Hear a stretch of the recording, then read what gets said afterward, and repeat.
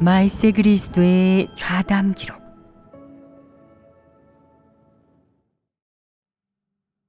폐괴의 성품을 해결하는 방법에 관한 말씀. 발췌문. 본분을 이행하든 전문 지식을 배우든 반드시 마음을 쓰고 원칙에 따라 일을 처리해야지 건성건성 대충 넘겨서는 안 된다. 전문 지식을 배우는 것도 본분을 제대로 이행하기 위한 것이므로 업무 방면에도 공을 들여야 한다. 이는 사람이 반드시 협력해야 할 것이다. 사람이 본분을 제대로 이행하려 하지 않고 늘 핑계를 대며 업무 지식을 배우지 않는다면 그가 진심으로 하나님을 위해 헌신하는 것이 아니고 본분을 잘 이행해 하나님의 사랑에 보답하고 싶은 마음이 없다는 뜻이다. 이런 자는 양심과 이성이 없는 자가 아니겠느냐. 이런 인품을 가졌다면 큰 문제가 아니겠느냐. 몹시 곤란하지 않겠느냐. 업무를 배우는 것이긴 하지만 여기에서도 진리를 구하고 진리 원칙에 따라 일을 해야 한다. 그 범위를 벗어나서도 안 되고 이방인처럼 대충 해서도 안 된다. 이방인이 일을 대하는 태도는 어떠하냐? 많은 사람은 그저 하루살이로 대충 시간을 때운다. 하루 품삯 벌어서 하루 사는 식이고 대충 넘길 수 있으면 그렇게 한다. 효율에도 관심이 없고 양심적으로 일하는 것도 중요시하지 않는다. 진지하고 책임감 있는 태도는 찾아볼 수 없다. 나한테 맡겼으니 끝까지 책임져야 돼. 이 일을 제대로 하고 책임을 짊어져야지. 라고 하지 않는다. 그런 양심이 없는 것이다. 이 밖에 이방인은 폐괴의 성품을 갖고 있다. 다른 사람에게 업무 지식이나 기술을 가르칠 때 이렇게 생각한다. 제자에게 전부 다 가르쳐주면 스승이 굶어 죽는 꼴이 될 거야. 내가 알고 있는 것을 남에게 다 가르쳐주면 아무도 나를 우러러보지 않고 나를 따르지 않을 거야. 스승으로서의 내 지위도 잃게 되겠지. 그럴 순 없어. 내가 할 줄 아는 걸 남에게 다 가르쳐주지 말고 어느 정도는 남겨두어야 해. 내가 10을 알면 그 중에 8만 남에게 가르쳐주고 2은 남겨두어야 해. 그래야만 내가 남들보다 뛰어나 보일 수 있어. 이는 어떤 성품이냐? 바로 간사한 것이다. 누군가를 가르치거나 도와주고 혹은 자신이 배운 것을 공유해야 할 때 어떤 태도를 갖춰야 하겠느냐? 최선을 다해야 합니다. 남김이 없어야 합니다. 어떻게 하는 것이 남김이 없는 것이냐? 내가 배운 것을 남김없이 모두에게 알려줘도 괜찮아. 어차피 나는 너희보다 자질이 우수하고 더 높은 수준까지 깨달을 수 있으니까. 라고 말한다면 이것도 아직 남김이 있고 아주 계산적인 것이다. 또는 내가 배운 기본적인 거 다 알려준다고 해도 괜찮아. 그래도 내가 너희보다 아는 게 훨씬 많으니까. 너희가 이런 것들을 배워도 나만큼은 못해. 라고 말한다면 이것도 역시 남겨두는 것이다. 너무 이기적인 사람은 하나님의 축복을 잃게 되므로 하나님의 마음을 헤아릴 줄 알아야 한다. 너는 내가 알고 있는 것 중 가장 중요하고 핵심적인 것을 하나님 집에 바쳐 하나님의 선민들이 모두 배우고 알 수 있도록 해야 한다. 이것이야말로 하나님의 축복을 받는 것이며 하나님은 내게 더 많은 것을 베풀어 줄 것이다. 이를 가리켜 주는 것이 받는 것보다 복이 있다. 라고 한다. 내가 자신의 모든 특기와 은사를 하나님께 바치고 본분이행에 발휘하여 모두에게 이득이 되게 한다면 본분이행이 효과를 거둘 수 있다. 내가 이런 은사와 특기를 모두 바친다면 그것은 이 항목의 본분을 이행하는 모든 사람에게 도움이 되고 교회 사역에는 더더욱 도움이 된다. 너는 사람들에게 간단한 것만 조금 알려주고는 괜찮다고, 그 정도면 남겨둔 게 없다고 여기지 마라. 그러면 안 된다. 내가 이론적이거나 글로만 봐도 다 할 수 있는 것들만 가르칠 경우 이제 막 배우기 시작한 사람들은 그 속의 알맹이와 핵심을 전혀 깨닫지 못할 수 있다. 너는 대체적인 것만 알려주고 많이 알려주지도 자세하게 알려주지도 않으면서 이렇게 생각한다. 어쨌든 난 알려줬어. 남겨두려는 속셈도 없었어. 내가 깨닫지 못한 것은 본인이 자질이 부족하기 때문이지 내 탓이 아니야. 이제 하나님이 널 어떻게 이끄시느냐에 달려있어. 이런 마음가짐은 간사함이 들어있는 게 아니냐. 이기적이고 비열하지 않으냐. 무엇 때문에 마음속에 있는 것, 알고 있는 것을 전부 다 알려주지 않고 도리어 남겨두는 것이냐. 이것이 바로 마음가짐의 문제이고 성품의 문제이다. 대개의 사람은 어느 분야의 업무 지식을 처음 접하면 글자 그대로만 이해하게 되고 핵심적인 부분이나 알맹이는 어느 정도의 시간을 들여 실천해봐야 알 수 있다. 네가 이미 파악했다면 직접 알려주어 상대가 시행착오를 겪거나 많은 시간을 들여 모색하지 않도록 해야 한다. 그것이 너의 책임이고 마땅히 해야 할 일이다. 너는 내가 중요하다고 여기는 부분과 알맹이를 전부 다 알려주어야 남겨두지 않는 것이고 사심이 없는 것이다. 너희는 다른 사람에게 기술을 가르치거나 업무를 교류할 때 혹은 생명 진입을 교제할 때 이기적이고 비열한 측면의 폐괴의 성품을 해결하지 못한다면 본분을 제대로 이행할 수 없다.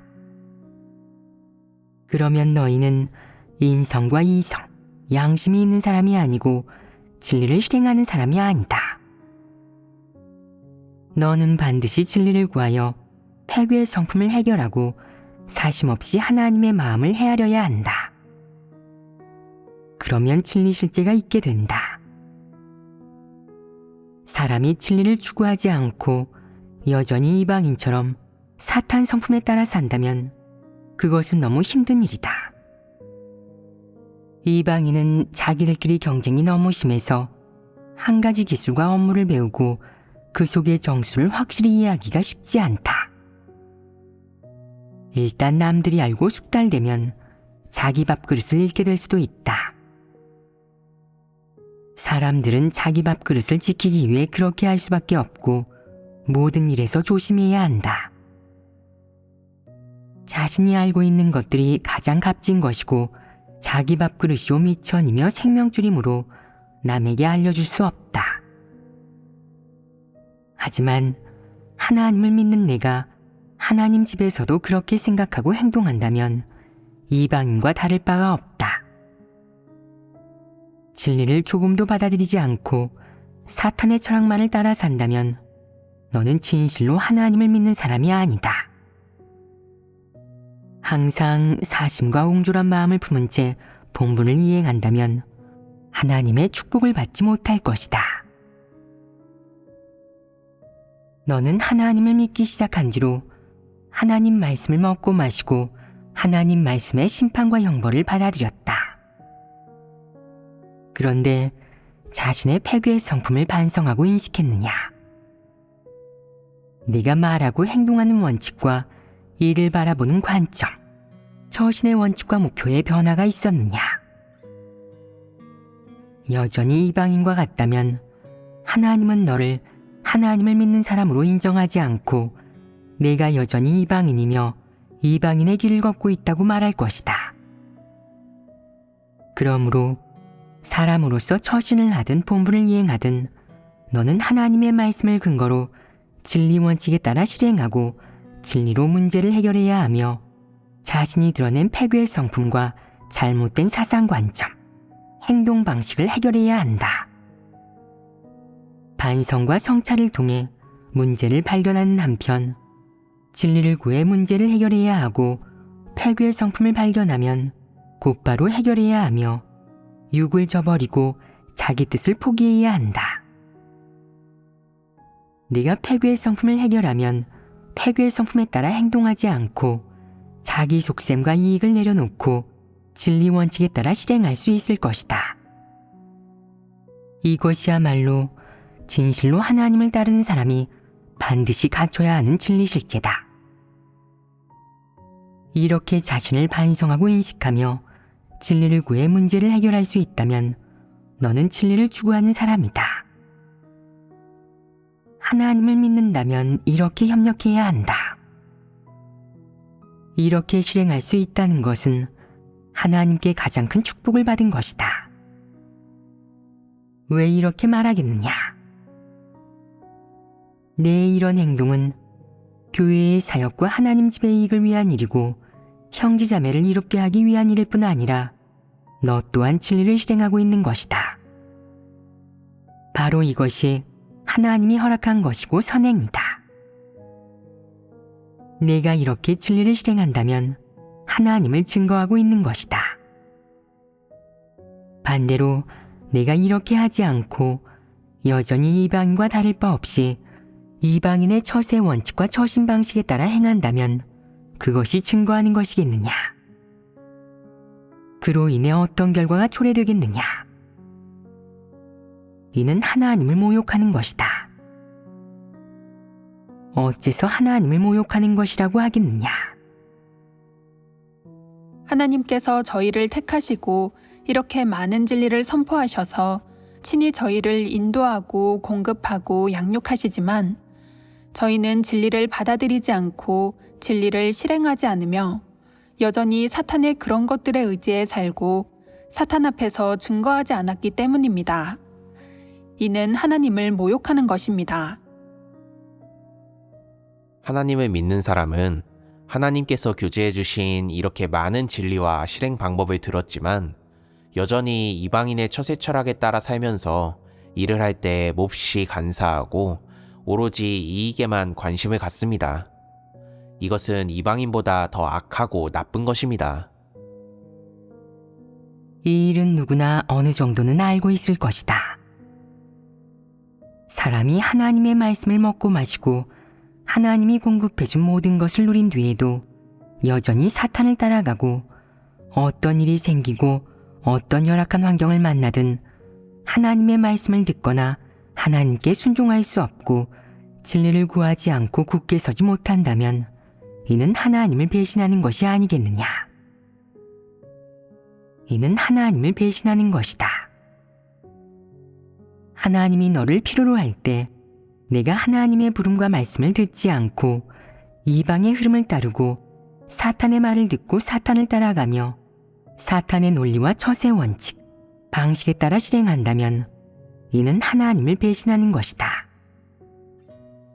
하나님을 배신하는 것은 하나님을 모독하고 모욕하는 것이 아니겠느냐?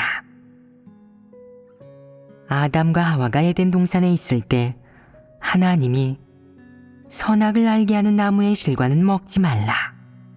네가 먹는 날에는 정령 죽으리라. 라고 했다. 누가 이 말을 했느냐?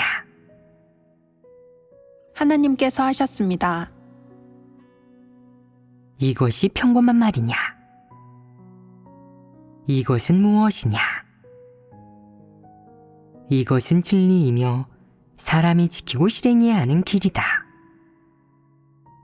하나님은 사람에게 선악을 알게 하는 나무의 열매를 어떻게 대해야 하는지 알려주었다.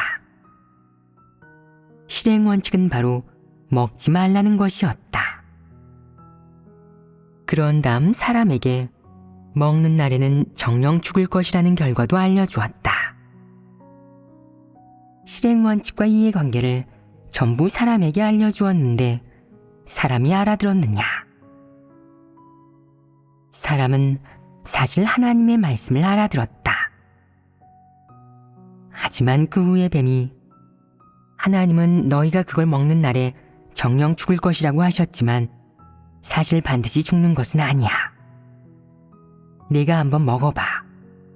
라고 했다. 사탄이 이렇게 말하자 사람은 사탄의 말에 따라 선악을 알게 하는 나무의 열매를 먹었다.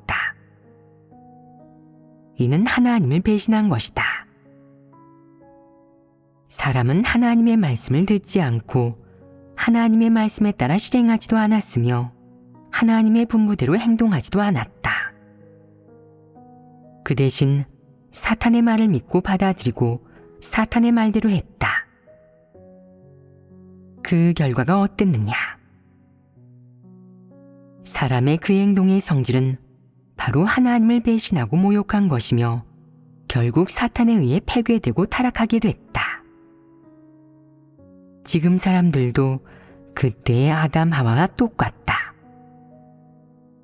하나님의 말씀을 듣고도 실행하지 않고 심지어 진리를 깨닫고도 실행하지 않는다.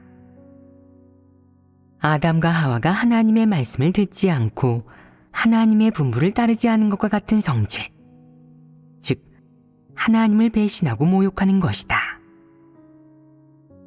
사람이 하나님을 배신하고 모욕하면 결국 계속 사탄에 의해 폐괴되고 사탄에게 통제당하며 사탄 성품에 지배당하게 되므로 아무리 해도 사탄의 권세에서 벗어나지 못하고 사탄에게 유혹당하고 시험에 들고 공격당하며 우롱당하고 잡아먹힌다.